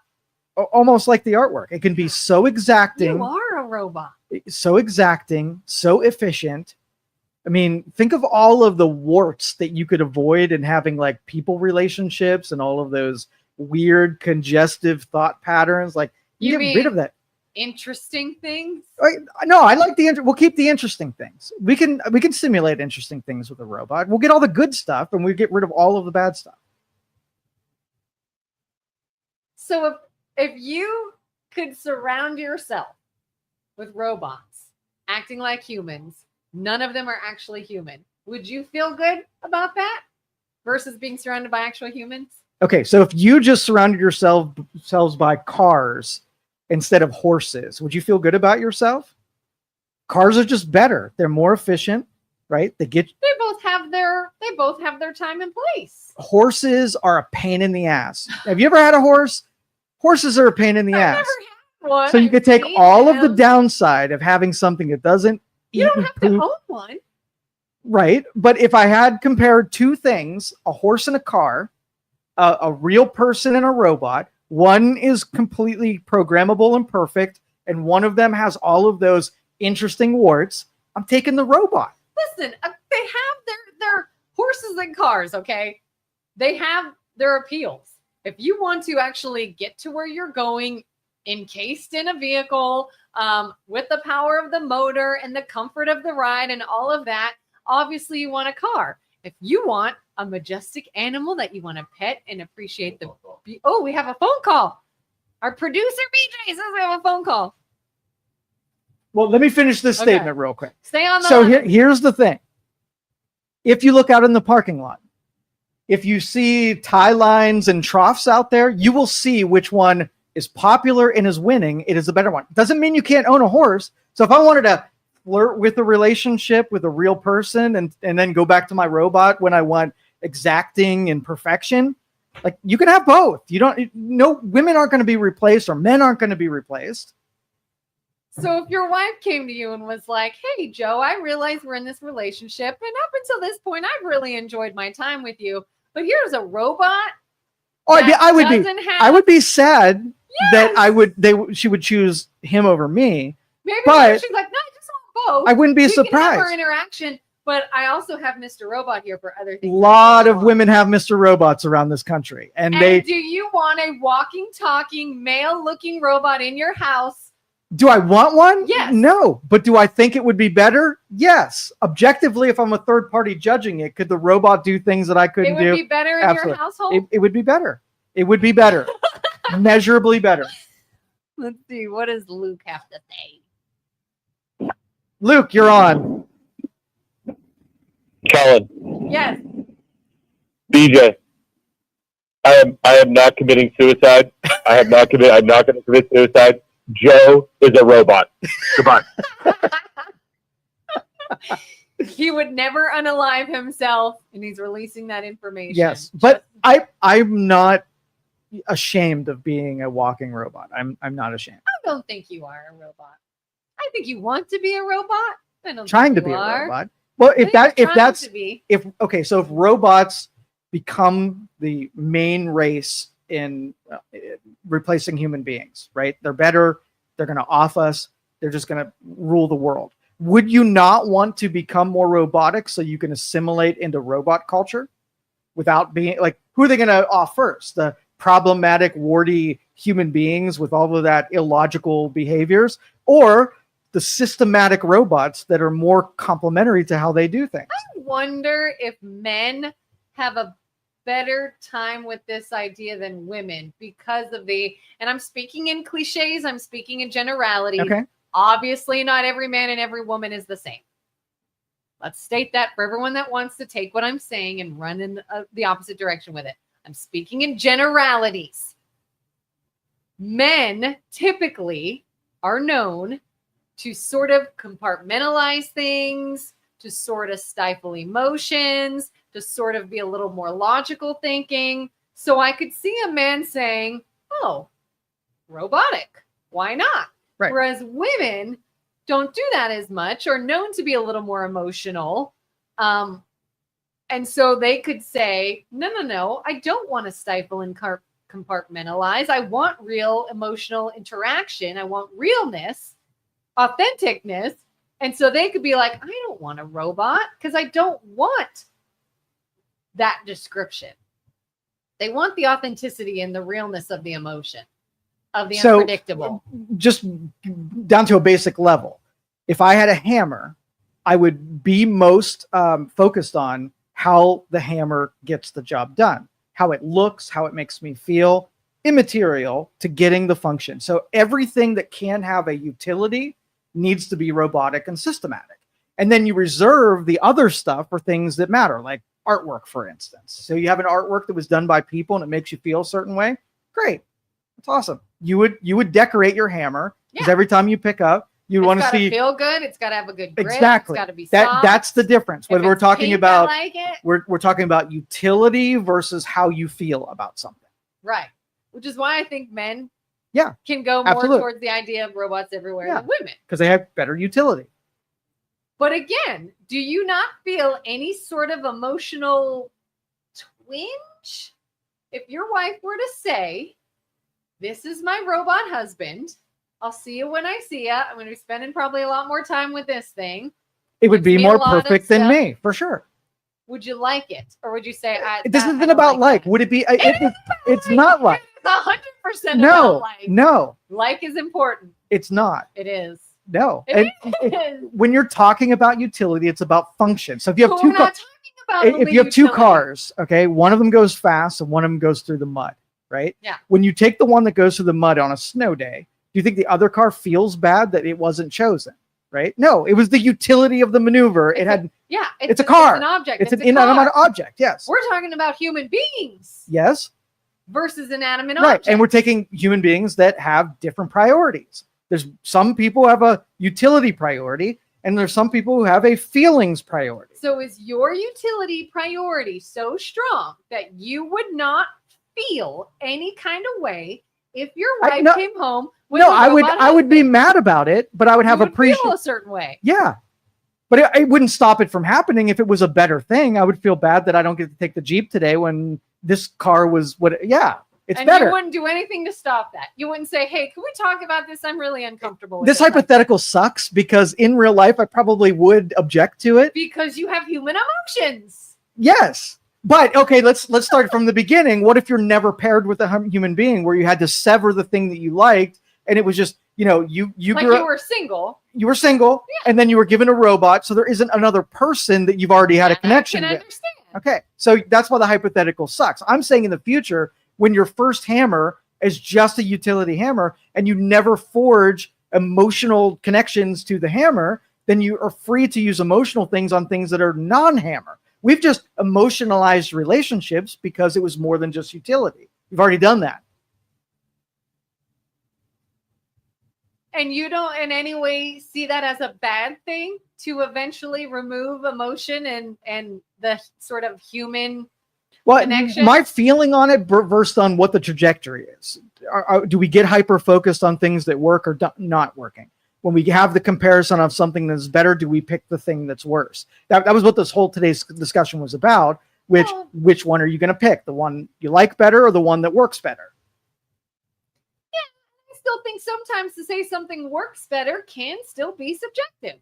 Exactly right. And so if your feeling is that, if you grow up wanting to have a robot so it could be the perfect thing and it's for you, cool, do the robot thing.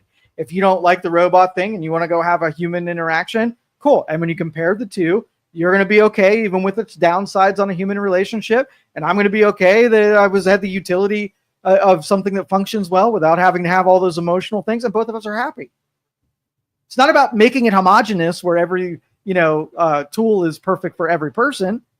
Just seek through things and find your happiness. Can you imagine one day going single people going on a date and you have to figure out, okay, well, is this human or AI? Swipe left or right, depending on what you want. Ooh, look at them. They're good looking. Oh, wait, they're AI. I'm only into humans. you know, or like, oh, I can't tell. And then on the date, you have to figure out, are you human or AI? I'm human. Really? That's just what an AI world Prove it. would say. I have an AI test. Where's your cut But yourself and let me honestly, keep you bleed? Honestly, when you get to that point, it won't matter. That's It scary. won't matter. It won't matter. If they've tricked you in every way that it's indistinguishable, it won't matter by on that point. And people will just be like cutting to see if there's any blood. Yeah. That's like, But you wouldn't want to know that. horror You film. wouldn't want to. Okay, so why we date now and why we date in the future might be two different things. Let's just rescape things and say there's a population decrease and the civilization is Yeah. it's crumbling. And so the priority of existence is just to have sex and make babies, right? Relationships are a back burner item. Civilization depends on you just being promiscuous as you can be and having lots and lots of babies. Relationships changes because of the utility of what was set in front of you, right? Things are just really good, so we're not having babies out of an order You're of having survival. babies to simply reproduce. Right. It's a convenience item. It's something you want to do rather than what you have to do. I mean, when you were wanting to have kids, okay? So prior to wanting to have kids, sex was an adventure and you did things a certain way.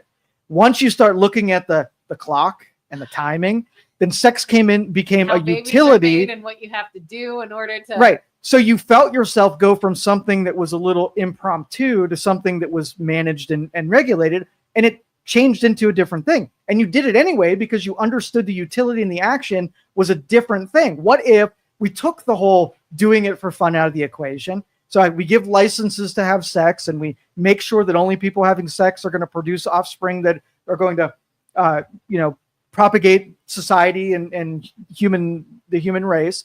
Now it's a different thing. Now we just have relationships for different ends. And it could change that in a heartbeat. It has a lot of times over human But evolution. then, so are you saying then you would have the AI to just have it when you want to have fun and a human when you want to actually reproduce? Yeah, that would be the utility of it.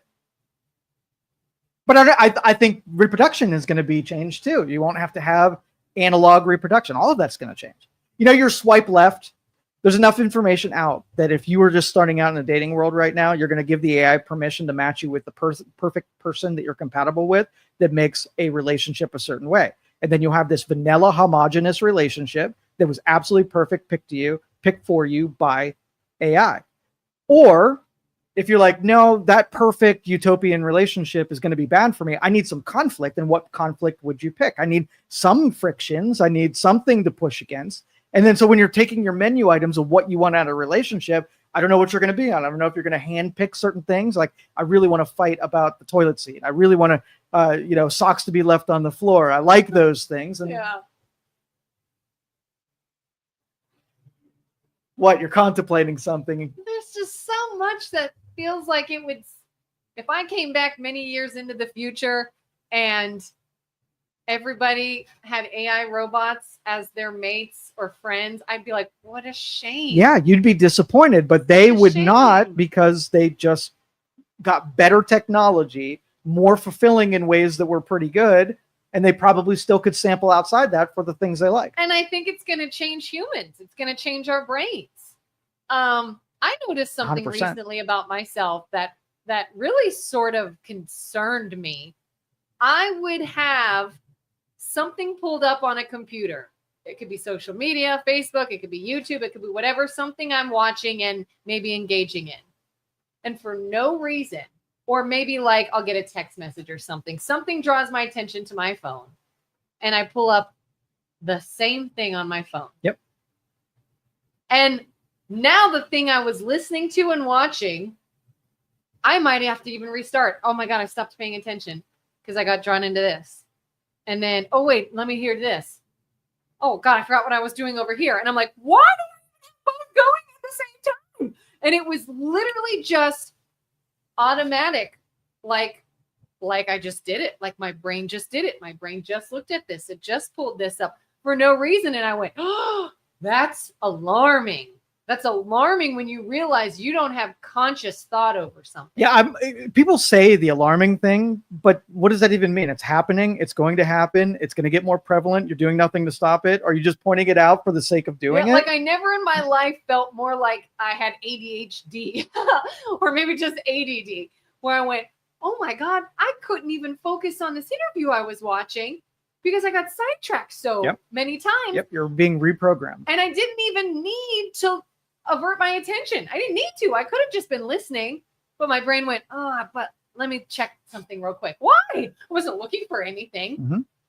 That's so weird how you can be programmed and your brain could change in that way. So imagine if years into the future, we are literally interacting with robots and AI in our everyday lives all day long. What will change in our brains and what will be different? Oh, it'll be a completely different thing.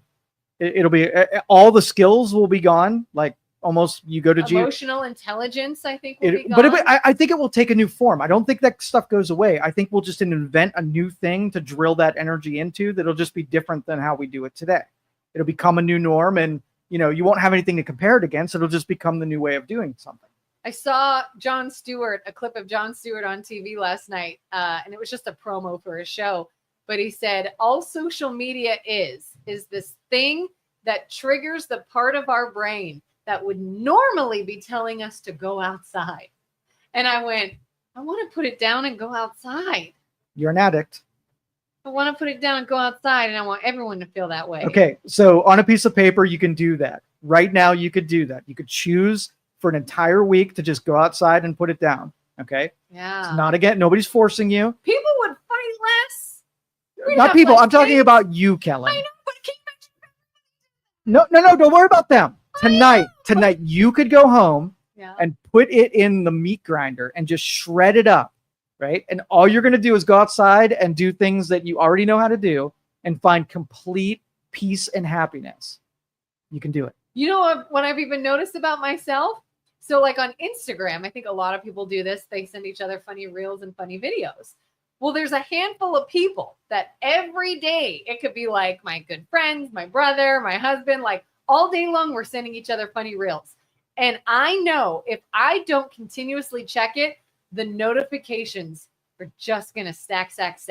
And I'm like, I don't want to have to go to my phone and sit there and watch 80 reels. If I just keep looking, then it's ones and twos at a time. I don't have the patience to sit there and watch. I told you that is the neural programming that you're getting right now. I've even turned them off because they were too long. Mm-hmm. Someone sent me this video because they thought it was really interesting. And I watched my husband do it the other day too.